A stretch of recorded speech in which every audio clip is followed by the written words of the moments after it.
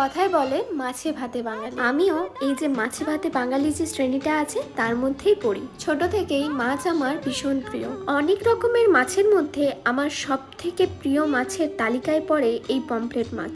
আজকের এই রেসিপিটা কিন্তু আমার মা করছে না, করছি আমি। তাই আমি কোনো রান্না করব আর সেটা তোমাদের সঙ্গে শেয়ার করব না, তা কখনো হয়?